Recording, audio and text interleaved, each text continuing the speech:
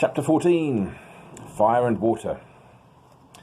Now, if you wish, like the dwarves, to hear news of Smaug, you must go back again to the evening when he smashed the door and flew off in rage 2 days before.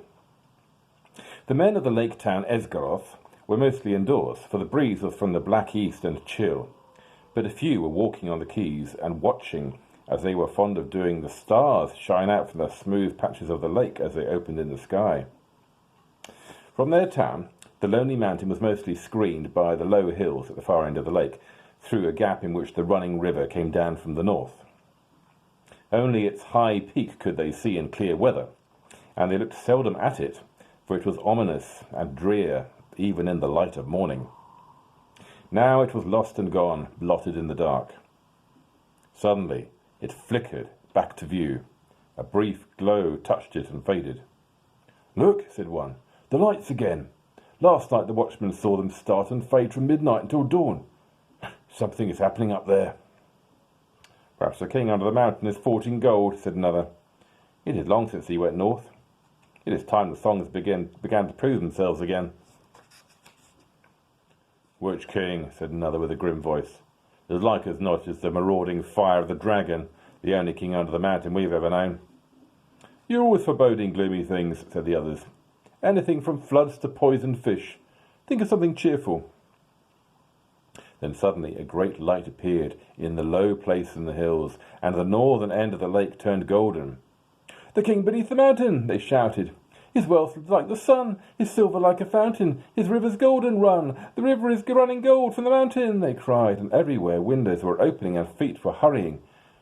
There was once more a tremendous excitement and enthusiasm. But the grim-voiced fellow ran hotfoot to the master. "Ah, the dragon is coming, or I am a fool," he cried. "Cut the bridges! To arms! To arms!" Then warning trumpets were suddenly sounded and echoed along the rocky shores. The cheering stopped, and the joy was turned to dread. So it was that the dragon did not find them quite unprepared. Before long, so great was his speed, they could see him as a spark of fire rushing towards them and growing ever huger and more bright, and not the most foolish doubted that the prophecies had gone rather wrong. Still, they had a little time.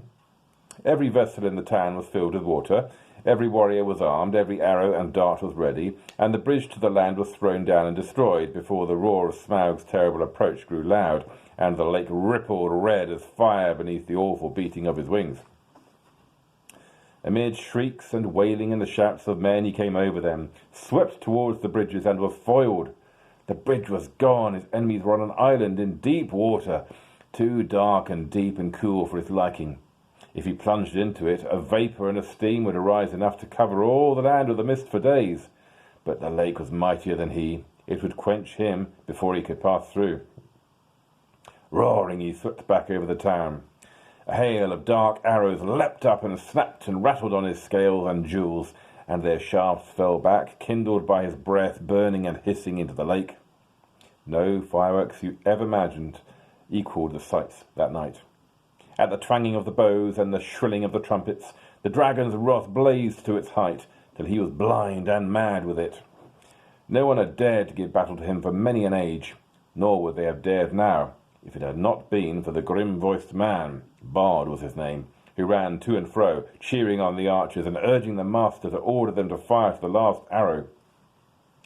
Fire leapt from the dragon's jaws. He circled for a while high in the air above them, lighting all the lake. The trees by the shores shone like copper and like blood, with leaping shadows of dense black at their feet. Then down he swooped straight through the arrow storm, reckless in his rage, taking no heed to turn his scaly sides towards his foes, seeking only to set their town ablaze. Fire leapt from thatched roofs and wooden beam ends as he hurtled down and past and round again, though all had been drenched with water before he came. Once more water was flung by 100 hands wherever a spark appeared. Back swirled the dragon, a sweep of his tail, and the roof of the great house crumbled and smashed down. Flames unquenchable sprang high into the night. Another swoop, and another house, and then another sprang afire and fell, and still no arrow hindered Smaug or hurt him more than a fly from the marshes. Already Men were jumping into the water on every side. Women and children were being bundled into laden boats in the market pool. Weapons were flung down. There was mourning and weeping, where but a little time ago the old songs of mirth to come had been sung about the dwarves. Now men cursed their names. The master himself was turning to his great gilded boat, hoping to row away in the confusion and save himself. Soon all the town would be deserted and burned down to the surface of the lake. That was the dragon's hope. They could all get into boats for all he cared. There he could have fine sport hunting them, or they could stop till they starved. Let them try to get to land, and he would be ready. Soon he would set all the shoreland woods ablaze and wither every field and pasture. Just now he was enjoying the sport of town baiting more than he had enjoyed anything for years. But there was still a company of archers that held their ground among the burning houses. Their captain was Bard, grim-voiced and grim-faced, whose friends had accused him of prophesying floods and poisoned fish, though they knew his worth and courage. He was a descendant in long line of Girion, Lord of Dale, whose wife and child had escaped down the running river from the ruin long ago.